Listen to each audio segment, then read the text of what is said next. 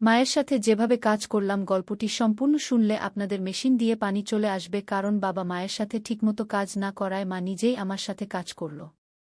বন্ধুরা, গল্পটি শোনার আগে অবশ্যই আপনারা কানে হেডফোন লাগিয়ে নিবেন এবং হাতের কাজ করার আগে অবশ্যই হাতের কাছে টিস্যু রাখবেন। আমার নাম সন্দীপ। আমি মধ্যপ্রদেশের একটি ছোট শহরে বাস করি। সেখানেই আমি এবং আমার পরিবার থাকি। কোনো অভাব নেই, বাবা প্রচুর উপার্জন করেন এবং আমি কলেজে পড়ি। আজ আমি আপনাদের আমার জীবনে ঘটে যাওয়া একটি আকস্মিক ঘটনার গল্প শোনাতে যাচ্ছি। এটি সেই সময়ের কথা যখন আমি কলেজে পড়তাম এবং তখন ততটা বুদ্ধিমানও ছিলাম না। আমাদের বাড়িতে আমি, আমার মা এবং বাবা থাকি। আমাদের বাড়ি বেশ বড়, যেন কোনো ধনীর বাংলো। বাবা সকালে কাজে চলে যান এবং রাতে দেরি করে বাড়ি ফেরেন। সেই সময় বাড়িতে শুধু আমি এবং মা থাকতাম। আমি কিছুক্ষণ পড়াশোনা করতাম এবং পরে ঘুমিয়ে পড়তাম। কিন্তু মা সবসময় বাবার জন্য অপেক্ষা করতেন।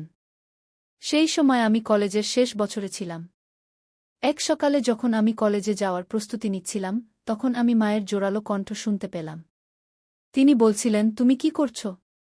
রাত 2টায় বাড়ি আসো এবং বলো অফিসে কাজ ছিল। রাত 2টা কোন অফিসের কাজ চলে? সরাসরি বলো না যে তুমি সেই মেয়ের সাথে ছিলে। মা খুব রেগে গিয়েছিলেন। আমার মা সাধারণত কারো উপর রাগ করতেন না, তার স্বভাব খুব শান্ত ছিল। কিন্তু আজ কি হয়েছিল জানি না, মা খুব রেগে গিয়েছিলেন। আমি 2টায় আসি বা 3টায়? 3টা বাজে, তোমাকে যা চাইছে তা মিলতে হচ্ছে না, পরে চুপ থাকো। বাবা তীব্র আওয়াজে মাকে বললেন, কি চাইছে তা মিলছে? টাকা, গহনা, এসব ছাড়াও কি কোনো সুখ থাকে? এখন আর কিছু বলো না, কিন্তু এখন আর সহ্য হচ্ছে না। 3-4 মাস হয়ে গেছে, তুমি আমাকে ছুঁয়েও দেখোনি। শেষ ওই মেয়ের মধ্যে এমন কি আছে যা আমার মধ্যে নেই? মায়ের আওয়াজ আরও তীব্র হয়ে উঠল। তখন বাবা রেগে বললেন, বারবার মেয়ে বলো না, নইলে। তাহলে কি করবে? মা উল্টো জবাব দিলেন। সেই সময় বাবার রাগ অনেক বেড়ে গিয়েছিল। তখনই হঠাৎ ধমকের আওয়াজ এল এবং সঙ্গে সঙ্গেই মায়ের চিৎকারে পুরো ঘর গুঞ্জে উঠল। আমি তৎক্ষণাৎ আমার ঘর থেকে ছুটে তাদের বেডরুমের দিকে গেলাম। যে দৃশ্য আমি দেখলাম তা দেখে আমি হতবাক হয়ে গেলাম। বাবা মাকে বেল্ট দিয়ে মারছিলেন। মা ব্যথায় চিৎকার করছিলেন, কিন্তু বাবা থামার নামই নিচ্ছিলেন না। আমি কিছু না ভেবেই মায়ের উপর ঝাঁপিয়ে পড়লাম, যাতে তাকে বাঁচাতে পারি। কিন্তু বাবা তখনও থামলেন না। যেই আমার উপরেও 2-4টি বেল্টের আঘাত লাগল, বাবা থামলেন এবং তিল মিলিয়ে আমার দিকে রেগে তাকাতে লাগলেন, তারপর বাড়ি থেকে বেরিয়ে গেলেন। পরের দিকে আমি মায়ের দিকে তাকালাম। মায়ের চোখ থেকে অশ্রুধারা বয়ে যাচ্ছিল। আমি মাকে সাপোর্ট দিয়ে উঠিয়ে দিলাম। উঠতে গিয়ে মা কেঁদে উঠলেন। আমি তাকে বিছানায় বসালাম। তখন পর্যন্ত তার হাত ও পিঠে লাল দাগ পড়ে গিয়েছিল। এ দেখে আমার বাবার উপর প্রচণ্ড রাগ উঠল। কোনো মানুষ এত নিষ্ঠুর কি করে হতে পারে? কেউ নিজের স্ত্রীকেও এভাবে মারতে পারে? তখন আমি দ্রুত রান্নাঘরে গেলাম। একটি বাটিতে তেল ও হলুদ মিশিয়ে মায়ের কাছে নিয়ে এলাম। মায়ের পিঠে 2-4টি বেল্টের আঘাতের ব্যথা অনুভব হচ্ছিল। মা ফুপিয়ে ফুপিয়ে কাঁদছিলেন। এরপর আমি মায়ের হাত ও পিঠে তেল হলুদের মিশ্রণ লাগানো শুরু করলাম, যেখানে তাকে মারা হয়েছিল। কিছু জায়গায় হালকা রক্ত বের হয়েছিল। মিশ্রণ লাগানোর পর আমি বাটিটি একপাশে রেখে মায়ের পাশে বসে পড়লাম। মা আমাকে দেখে তৎক্ষণাৎ আমাকে জড়িয়ে ধরে কাঁদতে লাগলেন। পরে তিনি আমার গলায় মুখ লুকিয়ে জোরে জোরে কাঁদতে লাগলেন। মায়ের অশ্রুতে আমার কাঁধ ভিজে গেল। আমি তার পিঠে হাত বুলিয়ে তাকে শান্ত করার চেষ্টা করছিলাম। আমরা দুজন অনেকক্ষণ ধরে এভাবেই একে অপরের বাহুতে ছিলাম। তখনই মায়ের হাত যখন আমার পিঠের দাগগুলো স্পর্শ করল, তীব্র ব্যথার ঢেউ উঠল এবং আমি কেঁদে উঠলাম। মা যেই এটা বুঝতে পারলেন, তিনি তৎক্ষণাৎ আমার থেকে সরে গেলেন। পরে মা আমার শার্ট উপরে তুলে সেই বাটি থেকে তেল হলুদের মিশ্রণ ধীরে ধীরে আমার পিঠে লাগাতে লাগলেন। লাগানোর সময়ও তিনি ফুপিয়ে ফুপিয়ে কাঁদছিলেন। তুই কেন আমার জন্য মাঝখানে এলি? অকারণে তোরও মার খেতে হলো, মা এমন বললেন। তখন আমি তাকে বললাম, মা, তোমার জন্য যদি আমার প্রাণও চলে যেত, তবু আমার কোনো দুঃখ হতো না। কিন্তু তিনি তোমাকে মারলেন। যখন আমি এ কথা বললাম, তখন মা আমার দিকে তাকিয়ে বললেন, তোকে বলব কি না ভাবছি। ছেড়ে দে, এখন তোকে এসব জানা উচিত। গত 2 বছর ধরে তোমার বাবা একটি মেয়ের পেছনে ঘুরছে। রাতে দেরি করে আসে এবং আমার জন্য যেন কোনো অস্তিত্বই নেই তার কাছে। আর আমাকে এ কথা বলতে লজ্জাও হচ্ছে যে গত কয়েক মাস ধরে সে আমাকে ছুঁয়েও দেখেনি। কয়েকবার মনে হয়েছে আমি নিজের প্রাণ দিয়ে দিই। কিন্তু আমার পরে তোর কি হবে এ ভেবে আমি এমন পদক্ষেপ নিইনি। কিন্তু সত্যি এখন এই জীবন থেকে ক্লান্ত হয়ে পড়েছি। এখন আমি ঠিক করেছি একই ঘরে থাকব, কিন্তু তার সাথে কোনো সম্পর্ক রাখব না। মায়ের এ কথা শুনে আমি ভাবনায় পড়ে গেলাম। এত সুন্দর, সুশিক্ষিত ও বুদ্ধিমান মা হওয়ার সত্ত্বেও বাবা কি করে অন্য নারীর পেছনে ঘুরছে। মনে মনে আমি বাবার এই কাজকে দোষী সাব্যস্ত করলাম। মা সত্যিই খুব সুন্দর ছিলেন। সুন্দর চেহারা, নাজুক বডি, স্লিম ফিগার, ৫ ফুট উচ্চতা, ফর্সা রং, তিনি যেন কোনো ছবিতে আঁকা দেবীর মতো দেখাতেন। তবুও বাবা কেন তার সৌন্দর্য দেখতে পাচ্ছিলেন না? সেই দিনের পর থেকে মা বাবার সাথে কথা বলা বন্ধ করে দিলেন। তিনি আমার ঘরে আমার পাশেই ঘুমাতে লাগলেন। বাবা মাসে বাড়ির সব জিনিসপত্র ভরিয়ে দিতেন এবং টিভির পাশের ড্রয়ারে ৫,০০০ টাকা রেখে যেতেন। এখন তো বাবা বাড়িতে খেতেও আসতেন না। তিনি সেই মেয়ের বাড়ি থেকেই খেয়ে আসতেন এবং কখনো কখনো বাড়িতেও আসতেন না। ধীরে ধীরে এভাবে আরও ৩ বছর কেটে গেল। তখন আমি কলেজের পড়াশোনা শেষ করেছি এবং একটি আইটি কোম্পানিতে কাজ শুরু করেছিলাম। আর এখন আমি ২৪ বছর বয়সী হয়ে গিয়েছিলাম। নিয়মিত ব্যায়াম ও ভালো খাদ্যাভ্যাসের কারণে আমার স্বাস্থ্যও ভালো হয়ে গিয়েছিল। এখন তো বাবা মাসে ২-৩ বারই বাড়ি আসতেন। আমার সঙ্গে খুব কম কথা বলতেন। যদিও মা এখন সেই আঘাত থেকে উঠে এসেছিলেন, কিন্তু তার চেহারায় সবসময় একটা বিষাদ ছেয়ে থাকত। আমি তাকে কখনো হাসতে দেখিনি। আমি আগে কখনো এমন দেখিনি, এটা দেখে আমার খুব খারাপ লাগত।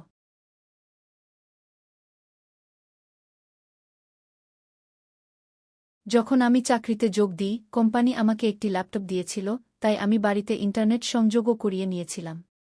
ছোটবেলা থেকে মায়ের সঙ্গে থাকার কারণে আমার বেশি বন্ধু ছিল না, মাই ছিলেন আমার সবচেয়ে কাছের বন্ধু। সন্ধ্যায় যখন আমি কাজ থেকে বাড়ি ফিরতাম, ফ্রেশ হয়ে চা খেতাম এবং পরে বেডরুমে গিয়ে ল্যাপটপে ইন্টারনেট ব্যবহার করতাম। এটা আমার সময় কাটানোর মাধ্যম হয়ে উঠেছিল। সেই বয়সের কারণে আমি ইন্টারনেটে বিভিন্ন ধরনের সিনেমা দেখতাম, কিন্তু আমার সবচেয়ে বেশি পছন্দ হতে শুরু করেছিল মা এবং ছেলের মধ্যে সম্পর্ক নিয়ে সিনেমা। ধীরে ধীরে মায়ের দিকে তাকানোর আমার দৃষ্টিভঙ্গিতেও পরিবর্তন আসতে শুরু করেছিল। একদিন সোমবার ছিল, রাত প্রায় ৯টা বাজে, হঠাৎ বাবা বাড়ি এলেন। আমাদের বাড়ি মায়ের নামে ছিল। বাবা মাকে বলতে লাগলেন যে বাড়ি তার নামে করে দিতে। তখন মা অস্বীকার করলে বাবা তাকে খুব বকাঝকা করতে লাগলেন।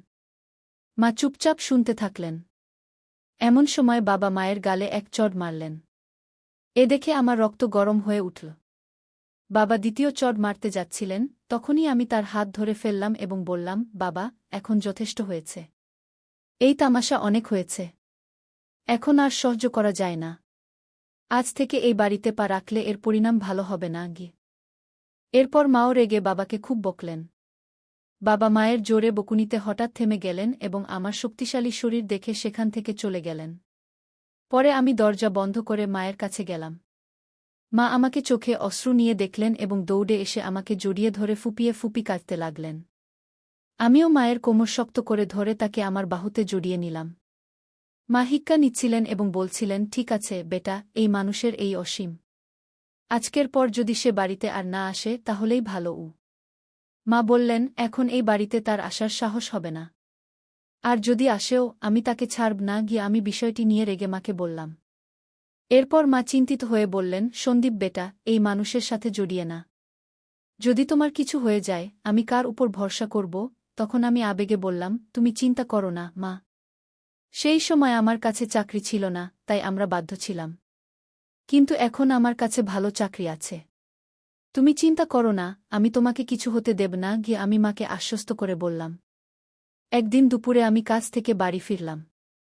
যেমনই আমি আমার চাবি দিয়ে দরজা খুলে ভেতরে এলাম, তখনই আমি একটি অদ্ভুত শব্দ শুনলাম। আমি বেডরুমের দরজার কাছে গিয়ে দেখলাম দরজা ভেতর থেকে বন্ধ ছিল। আমি দরজার ছিদ্র দিয়ে ভেতরে তাকিয়ে দেখলাম যে মা ভেতরে কারো সাথে ছিলেন। যে দৃশ্য আমি দেখলাম তাতে আমি হতবাক হয়ে গেলাম। প্রায় ১০ মিনিট ধরে আমি সেখানে তাকিয়ে রইলাম। হঠাৎ মা অজ্ঞান হয়ে মেঝেতে পড়ে গেলেন। বাড়ির বারান্দার দরজা খুলে আমি বাইরে গেলাম। এরপর আমি জোরে বললাম, মা, আমি চলে এসেছি। তুমি কোথায়? বলেই আমি হাতে ধরা ব্যাগ সোফায় রেখে জুতোর ফিতা খুলতে লাগলাম। কিছুক্ষণ পর মা বেডরুমের দরজা খুলে বেরিয়ে এলেন। আমাকে দেখে তার মুখে ঘাবড়ে যাওয়া এবং আশ্চর্যের ভাব ছিল। আমি দ্রুত জুতো খুলে বেডরুমে ঢুকে গেলাম। টেবিলে আমি কলার একটি প্লেট দেখলাম। আমি একটি কলা নিয়ে খেতে লাগলাম। মা আমার পিছে পিছে এলেন। আমি ঠিক তখন কলা খেতে যাচ্ছিলাম, মা কিছু বলতে যাচ্ছিলেন, কিন্তু আমি আগেই কলা মুখে পুরে ফেললাম। মা অবাক হয়ে আমার দিকে তাকানোর সুযোগ পেলেন, আর আমি শান্তিতে কলা খাচ্ছিলাম। কলাটা একটু কাঁচা ছিল, তাই পুরোপুরি মিষ্টি নয়। মা, কলা খুব ভালো আছে। আর কলা কি? আমি কলা খেতে খেতে মাকে জিজ্ঞাসা করলাম। মা কিছু উত্তর দিলেন, কিন্তু তার মুখেই রইল। কিন্তু বন্ধুরা, আমি আপনাদের বলছি, সেই কলাগুলোর স্বাদ এত ভালো ছিল যে কিছু বলার নেই। কলা খাওয়ার পর আমি বাথরুমে গিয়ে ফ্রেশ হয়ে এলাম এবং তারপর ঘরে গিয়ে ল্যাপটপ খুললাম। তারপর আমি একটি রোমান্টিক মুভি দেখতে লাগলাম। রাতের খাবারের পর আমি বেডরুমে ঘুমাতে গেলাম। কিছুক্ষণের মধ্যে মা সব কাজ সেরে ঘুমাতে এলেন। মা হালকা গোলাপি রঙের নাইটগাউন পরেছিলেন। তখন আমি ল্যাপটপ থেকে চোখ সরিয়ে মায়ের দিকে তাকালাম। মা নিচু হয়ে তাকিয়া ঠিক করছিলেন। তাকিয়া ঠিক করার পর মা বিছানায় শুয়ে পড়লেন। তখন আমিও আমার ল্যাপটপ বন্ধ করে দিলাম। তারপর লাইট বন্ধ করে ঘুমানোর চেষ্টা করলাম। কিন্তু আমার ঘুম আসছিল না। আমার মাথায় সারাদিনের সেই ঘটনা বারবার ঘুরছিল। অনেকক্ষণ ধরে আমি জেগে রইলাম, আর মা শান্তিতে ঘুমাচ্ছিলেন। কিছুক্ষণ পর মা পাশ ফিরলেন এবং আমার দিকে পিঠ করে শুয়ে পড়লেন। এরপর তিনি ছাদের দিকে মুখ করে শুতে শুরু করলেন। আমি কিছুক্ষণের জন্য ভয় পেয়ে গেলাম, কিন্তু যখন মা জাগলেন না, তখন আমি কিছুটা স্বস্তি পেলাম। আমার সাহস বেড়ে গেল এবং আমি ধীরে ধীরে মায়ের দিকে তাকাতে লাগলাম। মা কিছুক্ষণের জন্য আমার দিকে তাকালেন এবং তারপর চোখ বন্ধ করে নিলেন। আমি বুঝে গেলাম যে তিনি এখনও জেগে আছেন। আমি আরেকটু এগিয়ে গেলাম এবং নিজেকে সন্তুষ্ট মনে করলাম। মাও খুশি ছিলেন। তিনি কিছু বলেননি, কিন্তু আমি অনুভব করছিলাম যে তিনিও সন্তুষ্ট হয়েছেন। মা, কি হয়েছে? তুমি চুপ কেন? তোমার ভালো লাগেনি? আমি যখন এমন জিজ্ঞাসা করলাম, তখন তিনি বললেন, না রে বেটা, আমার তো খুব ভালো লেগেছে। তুই মাকে খুব খুশি করেছিস কি? তারপর আমি মায়ের পিঠে স্নেহে হাত বুলাতে বুলাতে বললাম, মা, এখন থেকে তোমাকে কলা খেতে হবে না। আমি ধীরে ধীরে এমন কথা বললে মা বলে উঠলেন, বেটা, তোমার এটা কি করে জানা হলো? মা অবাক হয়ে আমার দিকে তাকিয়ে জিজ্ঞাসা করলেন। তখন আমি তাকে বললাম, আজ দুপুরে যখন আমি বাড়ি ফিরলাম, তখন ঘর থেকে তোমার কণ্ঠ শুনতে পেলাম। যখন আমি দরজার ছিদ্র দিয়ে দেখলাম, তখন সব বুঝে গেলাম। তখনই আমি ঠিক করলাম, এখন থেকে মাকে কোনো কিছুর অভাব হতে দেব না। সন্দীপ, আমার রাজা, তুমি তোমার মাকে কত ভালোবাসো, মা আবেগপ্রবণ হয়ে বললেন। হ্যাঁ মা, এখন থেকে তোমাকে আমি কোনো কিছুর অভাব হতে দেব না, আমি বললাম।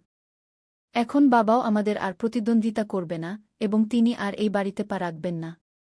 তাই তুমি এখন চিন্তা করো না, আমরা এখন সুখে থাকব, আমি মাকে আশ্বস্ত করলাম। সেদিন আমরা দুজনেই সুখ ও শান্তির আনন্দ উপভোগ করলাম এবং তারপর আরামে ঘুমিয়ে গেলাম। পরের সকালে মা সব কাজ সেরে আমাকে জাগাতে এলেন।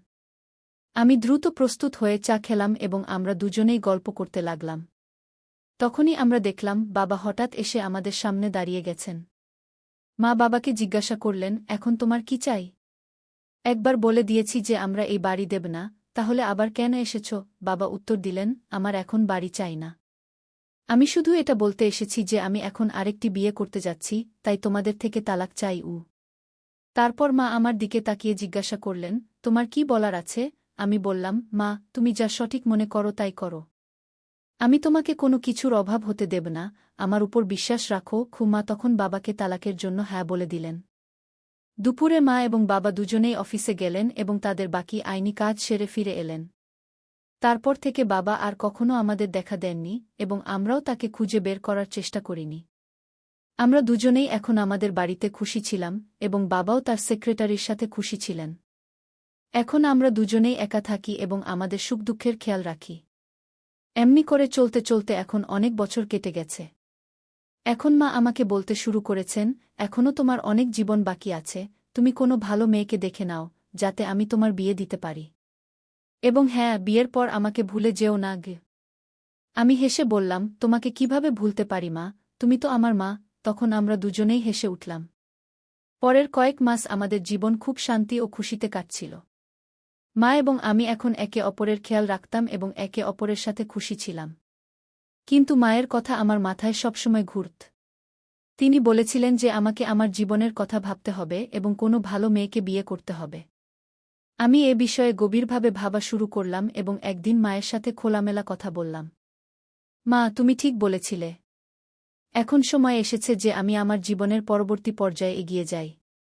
আমার মনে হয় এখন আমিও কারো সাথে আমার জীবন কাটানোর প্রয়োজন আছে। কি মা আমার মুখের দিকে তাকিয়ে মৃদু হাসলেন। এরপর তিনি বললেন, একদম ঠিক বলেছ বেটা, আমি সবসময় চেয়েছি তুমি তোমার জীবনকে খুশি ও ভালোবাসায় ভরে তুলবে। আমি তোমার জন্য খুব খুশি গু। এরপর মা আমার জন্য মেয়ে দেখা শুরু করলেন। কয়েক দিনের মধ্যেই মা একটি ভালো সম্পর্ক পেয়ে গেলেন। মেয়েটির নাম ছিল প্রিয়া। প্রিয়া খুব বুদ্ধিমান ও সংস্কৃতিবান মেয়ে ছিল। যখন আমি প্রথমবার তার সাথে দেখা করলাম, তখন আমার মনে হল যেন আমার জীবনের সেই শূন্যতা পূর্ণ হয়ে গেল। প্রিয়া এবং আমি খুব শীঘ্রই বিয়ের বন্ধনে আবদ্ধ হলাম। বিয়ের পর আমাদের বাড়ি আরও সুখের হয়ে উঠল। মা, প্রিয়া এবং আমি একটি পরিবারের মতো থাকতে শুরু করলাম। মা এখন এ বিষয়ে খুব খুশি ছিলেন যে তিনি আমাকে একাকিত্ব থেকে বের করে এনে আমার জন্য একটি নতুন জীবন শুরু করতে সাহায্য করেছিলেন। সময় কেটে গেল এবং আমাদের জীবন আগের চেয়েও ভালো হতে লাগল। মা এখন আগের চেয়েও বেশি খুশি ছিলেন এবং আমিও এ বিষয়ে সন্তুষ্ট ছিলাম যে আমি তার সব স্বপ্ন পূরণ করেছি। শেষে আমি শিখলাম যে জীবনের সম্পর্কের গুরুত্ব কতটা, তা সে মা-ছেলের সম্পর্ক হোক বা স্বামী-স্ত্রীর। সত্যিকারের ভালোবাসা ও সম্মানী সম্পর্ককে মজবুত করে এবং এই শিক্ষাই আমি আমার জীবনে প্রয়োগ করেছি। তাই বন্ধুরা, এই গল্পের মূল বার্তা হল যে পরিবারই আমাদের আসল শক্তি এবং যখন আমরা আমাদের পরিবারের পাশে দাঁড়াই, তখন সব কঠিন কাজ সহজ হয়ে যায়। আশা করি তোমরা এই গল্পটি পছন্দ করেছ। যদি গল্পটি পছন্দ হয়ে থাকে তবে লাইক করো এবং তোমাদের বন্ধুদের সাথে শেয়ার করো।